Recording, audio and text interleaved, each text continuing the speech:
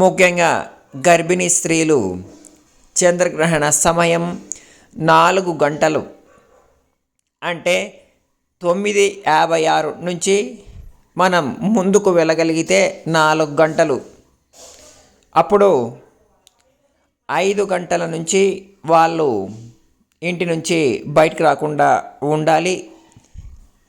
చాలామంది మీరు బయటకి రాకుండా ఉండాలి అని మాత్రమే చెప్తున్నారు. దానికి కారణాలు, దాని ముందు జరిగిన కొన్ని సంఘటనలు ఏంటి అని కూడా ప్రస్తావిస్తుంటారు. దానికి ఒక చిన్న ఇది కూడా చెప్తారు. ఆ గ్రహణ సమయంలో గర్భిణీ స్త్రీలు గర్భంతో ఉన్నప్పుడు పిల్లల మీద ఆ ఆల్ట్రా యూవీ రేవ్స్ అనేవి మనకు పడుతుంటాయి. ఆ కిరణాలు చాలా ప్రమాదకరమైనవి. ఆ యూవీ రేవ్స్ అనేవి పిల్లల మీద చాలా ప్రభావం చూపిస్తూ ఉంటాయి. అదేవిధంగా పుట్టబోయే పిల్లలకు ముక్కు, చెవి సగం సగం రావడం, ముక్కు కోసుకుపోవడం, గ్రహణం వెర్రి అనేవి కూడా తరచూ వింటుంటాం. ఈ విధంగా గ్రహణ సమయంలో ఎవరైనా బయటికి రావడం జరిగితే ఈ కిరణాలు అత్యంత ప్రమాదకరమైన కిరణాలు. అవి శిశువు మీద పడడం వల్ల ఆ శిశువునికి సగం ముక్కు, సగం చెవి ఇలా మన జ్ఞానేంద్రియాల మీద ప్రభావం చూపించే అవకాశం చాలా ఉంటుంది. అందుకే చాలామంది గ్రహణ సమయంలో బయటికి రాకుండా జాగ్రత్తలు తీసుకుంటారు. ఇది పెద్దవాళ్ళు గర్భిణీ స్త్రీలకు చెప్పవలసిన బాధ్యత ఎంతో ఉంది. కానీ కొంతమంది, అన్ని వర్గాల వారు ఇలా చేయాలి. తెలియని పక్షంలో కూడా ఈ విధంగా ఇది సైంటిఫిక్గా కూడా ప్రూవ్ అయింది. ఇది మూఢనమ్మకం అయితే కాదు. ఇది అత్యంత క్లిష్ట సమయం కాబట్టి గర్భిణీ స్త్రీలను మనం జాగ్రత్తగా కాపాడుకోవాలి. అలాగే శిశు రక్షణ కూడా మనము సంరక్షణగా చేసుకోవాల్సిన బాధ్యత అందరికీ ఉంది. కొన్ని వర్గాల వారు తెలిసో తెలియకో ఈ విధంగా కొన్ని పొరపాట్లు చేస్తూ ఉంటారు. కొంతమంది ఇళ్లలో గర్భిణీ స్త్రీనే పాపం తనే అన్నీ చూసుకుంటూ ఉంటుంది, పిల్లలకు అన్నం పెట్టడం నుంచి. అటువంటి స్త్రీలు కూడా ఈ సమయం రోజు, ఈ ఒక్కరోజు మాత్రమే ఈ విధంగా వాళ్ళు కొంచెం బాధ్యతగా ఉండవలసి ఉంటుంది. ఎందుకంటే గర్భిణీ స్త్రీలు రాకుండా ఉండాలి అని మాత్రమే అందరూ చెప్తారు. కానీ దాని వెనక ఉన్న రహస్యం ఏంటి అనేది నేను ఇందాకే చెప్పాను. జ్ఞానేంద్రియాల మీద వాటి ప్రభావం వల్ల పుట్టబోయే శిశువునికి కొన్ని లక్షణాలు కనిపిస్తుంటాయి.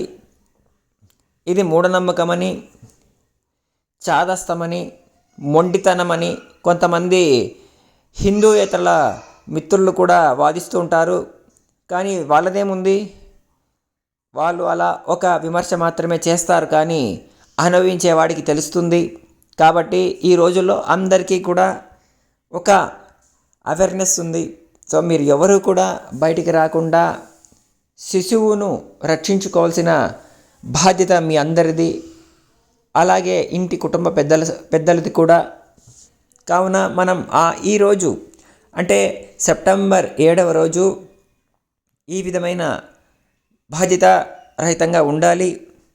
అలాగే ఈరోజు ఒక 3 తప్పులు కూడా మనం చేయకూడదు. అది ముఖ్యంగా కొత్తగా పెళ్ళైన స్త్రీలు కావచ్చు, భార్యాభర్తలు కావచ్చు, ఇంకా ఎవరైనా కావచ్చు, వాళ్ళు శృంగారం అనేది ఈరోజు చేయకూడదు. ఎందుకంటే ఈ శృంగారం చేయడం వల్ల పుట్టబోయే పిల్లల్లో విపరీతమైన శక్తి గల వారు పుడతారు. వాళ్ళని మనం అణిచివేయటం సాధ్యం కాదు. రాక్షసులు పుడతారు అని ఒక రహస్యం. అంటే ఈ సమయం శృంగారానికి మంచిది కాదు. ఆ సమయంలో ఎవరైనా శృంగారం చేయగలిగితే వారికి పాపం రావడం చాలా ప్రమాదం సంభవించడం అనేది జరుగుతుంది. కావున శృంగారాన్ని నిషిద్ధం. అలాగే భార్యాభర్తలు కావచ్చు, వేరే పురుషులు ఎవరైనా కావచ్చు, స్త్రీలు కావచ్చు, గొడవ పడడం, అతిగా మాట్లాడడం అనేవి కూడా ఈరోజు కొంచెం ఈ పొరపాటును సరిదిద్దుకోవాలి. ఈరోజు మీరు ఎంత మౌనంగా ప్రశాంతంగా ఉండగలిగితే వారి జీవితం అంత ప్రశాంతంగా ఉండగలుగుతుంది. అదేవిధంగా మూడవ తప్పు, ఈ సమయంలో భుజించడం, బయటికి వెళ్ళి తినడం, ఇంకా వేరే వేరే కార్యక్రమాలు చేయడం అనేటివి కూడా నిషిద్ధంగా భావించవచ్చు. గర్భిణీ స్త్రీలు బయటకు రాకూడదు. అలాగే అన్ని వర్గాల వారు ఇలా శృంగారాన్ని దృష్టిలో పెట్టుకొని ఈరోజు చేయకుండా ఉండగలగాలి. అలాగే భుజించకుండా ఉండాలి. అలాగే అతిగా మాట్లాడడం కావచ్చు, గొడవ పడడం కావచ్చు, ఈ 3 పనులు ఈరోజు నిషిద్ధం. లేదు ఇవన్నీ చేయగలిగితే ఏమవుతుంది అనే విషయాన్ని కూడా మీకు తెలియజేస్తాను. అతిగా శృంగారం చేయడం వల్ల పుట్టబోయే పిల్లల్లో కొన్ని అసాంఘిక లక్షణాలు కావచ్చు, విపరీతమైన శక్తి సామర్థ్యాలు కావచ్చు, అలాంటివి కూడా ఒకవేళ వాళ్ళు గర్భం దాల్స్తే ఇలాంటి ప్రమాదాలు జరిగే అవకాశాలు ఉంటాయి. అతిగా తినడం వల్ల వాళ్ళకి రోగాలు అనేవి తొందరగా నయం కావు. అవి చాలా లాంగ్ పీరియడ్ రోగాలు అనేవి సంభవిస్తాయి. అలాగే ఒకరితో మాట్లాడడం, అతిగా మాట్లాడడం, గొడవపడడం వల్ల వాళ్ళకి మానసిక ప్రశాంతత అనేది రాదు. అందువలన ఈ 3 తప్పులు మీరు సరిదిద్దుకొని జాగ్రత్తగా ఈ సమయాన్ని మీరు దైవ చింతనలో గడిపారంటే వాళ్ళకి ప్రశాంతత, పుణ్యం 2 లభిస్తాయి. ఇందులో ఏమాత్రము సందేహము లేదు. చాలామంది ఈ 3 తప్పులు, గర్భిణీ స్త్రీలు చేసే తప్పులు కూడా ఇవన్నీ పక్కన పెడుతుంటారు. ఇవన్నీ అపోహలని విమర్శకులు చెప్తూ ఉంటారు. ఇవి వాళ్ళు చెప్పినా చెప్పకపోయినా మన హిందూ ధర్మ ప్రకారము మనం ఆచరించాలి. ఇలా చేసిన వారు కూడా అనుభవిస్తుంటారు. అదేమి ఎక్కడ పోదు. ఇది సైంటిఫిక్గా కూడా ప్రూవ్ అయింది. కావున ఈ జాగ్రత్తలు మాత్రం తీసుకోవాలి. ఈరోజు చాలా ముఖ్యమైన రోజు కాబట్టి పూజా గదిని 4 గంటలకు మధ్యాహ్నం మూసివేయండి. మరుసటి రోజు తెల్లవారుజామున మీరు ఉదయం లేవగానే పూజా విధానాలు చేసుకోండి.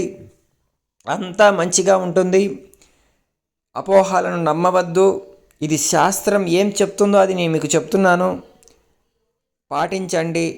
అందరూ కూడా మంచిగా పుణ్యాన్ని తెచ్చుకోండి. తదాస్తు.